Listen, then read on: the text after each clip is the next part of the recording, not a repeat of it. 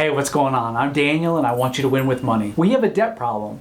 I know this because I had a debt problem and I know I wasn't alone, but I got out and I want to help you get out as well. I've spent the last few years helping others get out of debt. My story is the same as most. It starts slow at first and then all at once. My wife and I were told we needed a college degree to be successful by all of our teachers. We worked full time in college, but tuition wiped us out. We did get some small grants and financial aid, but that was about it. I'll never forget having worked all summer. I worked 50 to 60 hours a week at the local restaurant, often doing 40 hours just on Friday, Saturday, and Sunday. Those were brutal hours. I remember having $5,400 in my checking account as a 19-year-old. Then that semester, I remember swiping my debit card and seeing all $5,400 just vanish. That was an awful feeling, and I'll never forget that. After my wife and I graduated, and about $70,000 later between the two of us, we needed a couple of cars. Her car was really on its last leg, and I didn't even have a car. 2 cars at $15,000 a pop, and boom, we're at $100 grand in debt. We didn't have the skills to manage our cash flow, and our income wasn't very high, so maybe we let our credit card balance increase a little bit because it's hard to pay off all that credit card debt when you don't have any skills or maturity and it's just not working. Before you know it, we're knocking on the door of about $110,000 in debt. We basically had a mortgage and student loan and debt payments, 2 car payments, and a couple of credit cards. Does this sound familiar? Maybe it's even discouraging. Maybe you never made these decisions or got into this deep of a hole. If that's the case, I'm happy for you and I applaud you for your foresight. I don't begrudge you your decisions. I'm proud of you if that's the case. But if I can help just one person avoid the mess and kind of get out of this mess, I'll be happy. Now here's some data to show you how typical we were. But first, if you like this video, please like and subscribe. I want to help as many people as possible with their finances, and liking and subscribing is a great way to elevate this content to as many people as possible. I've spent the last few years volunteering my time and energy to coach and mentor people with their finances. I love doing it, and this channel is an outlet for me to help more people. Now back to the content. Every 3 years, the Federal Reserve releases data on consumer finances. In 2020, they released their data from 2016 to 2019. Roughly 3/4 held debt of any kind. 45% carried credit card debt at an average of $6,300. Second on the list was 37% of families having vehicle loans with an average balance of $17,000. 22% had student loans with an average balance of a whopping $40,000. What's mind-blowing here is that it doesn't end there.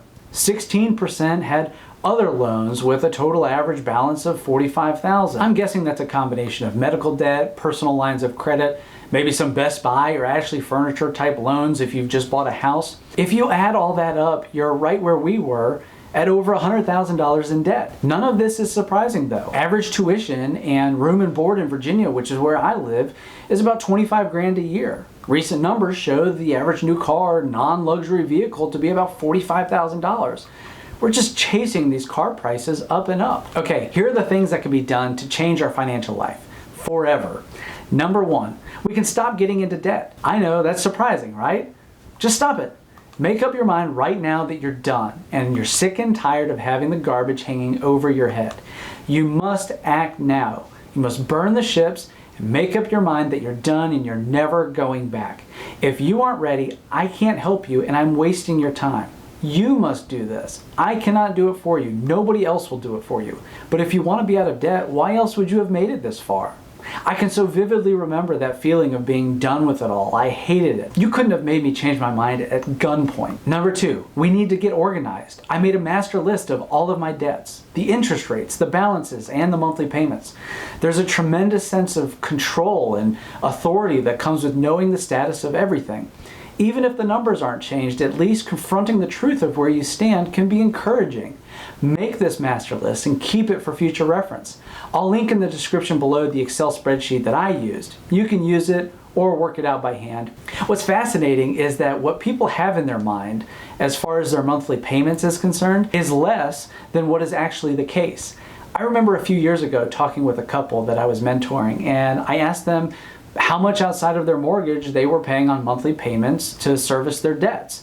They told me it was about $800 and they were fairly confident. And having done this a few times, I said, "Are you sure? Is that your final answer?"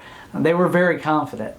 We added it all up and it ended up being about $1,500 after they added everything together. You may not be that far off, but I have seen it over the years that there's this tendency to kind of underestimate how much of our monthly payments are going to servicing debt. Once this couple cleaned up their debts, they were free to aggressively invest. Take a look at what $1,500 a month equals in 30 years.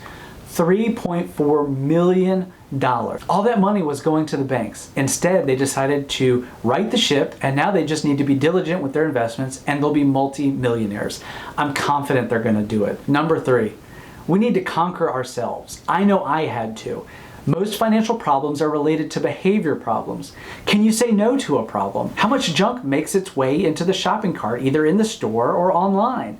I can see that Amazon shopping cart from here. Do you justify or explain why you need to go out to eat? Could you have purchased that $10,000 vehicle, but you really wanted the latest model with the sunroof and leather heated seats, so you spent $35,000 and you didn't have the cash, so you just financed it? Are you hoping that the government is going to swoop in and bail you out of your student loans? Study yourself and your thought patterns. If you're always arguing for why you deserve something, that might be a sign of a problem. My opinion is we're owed nothing in this life. We must own our situation and maximize what we can. We all have to make the best with the hand that we're dealt. Number 4, we need to attack our debts. Smallest to largest, regardless of interest rates. You need to work the debt snowball aggressively and start building margin in your monthly finances. We need to make destroying these payments our goal. There were some months where things were tight and we could only put a few $100s towards our debts, or maybe nothing at all. But other months where things went really well and we could chunk $3,000 or $4,000 at our debts. There's something psychological that happens when you have all these little stragglers that have been hanging over your head, and just seeing them disappear, it's like a weight is being lifted off you. That $1,000 credit card bill, gone. That $5,000 car note that was taking up nearly $300 a month of your budget, gone. That $10,000 second car note that was kind of eating up $300 or $400 a month, gone. Step by step, you'll become unstoppable, and that $40,000 school loan will disappear. We don't eat out. We don't go on nice vacation. We didn't want to. We were so sick of being in debt, there was nothing that was more attractive than getting out of debt. It's the reason I named this channel The Diligent Investor. You're investing in your future of paying off your debts. The definition of diligence is simple. Oxford defines it as careful and persistent work or effort, and Merriam-Webster says it's steady, earnest, and energetic effort, devoted and painstaking work and application to accomplish an undertaking. I want to encourage you to be diligent. Number 5, read and listen to other success stories to stay motivated. You need to stay motivated. For some of you, it may only take a few months or a year to clean up your debt. For others that are in similar situations to what we were in, or possibly even worse, unless your income explodes, it's likely going to take a little while to take care of the mess. It might take 2, 3, or 4 years to do it. I remember seeing the discouragement on the face of a couple that had nearly $200,000 in consumer debt and student loans. They had a pretty good income because they got pretty good jobs, but the student loans were absolutely crushing them. 4 years, that's $50,000 a year. They hustled. They listened to podcasts and they subscribed to YouTube channels, and they lived and breathed getting out of debt. It was all they could think about and all that they focused on. They filled their minds with the content that was positive and it reinforced their goals. If you find yourself getting discouraged, give your mind a steady dose of that positive reinforcement. Our emotions can play tricks with us and tell us that it's not worth it, or that things aren't all that bad, or that you really do need that nice fancy thing. When that happens, lean on that feeling of desperation, that feeling that you've had enough, and know that there are others out there just like you. There are other current and former debt warriors cheering you on. You can do this. All right, folks. That's it for today. My goal with this channel is to build a community of support. If you have any questions for me or need help with your finances, my email is in the description below.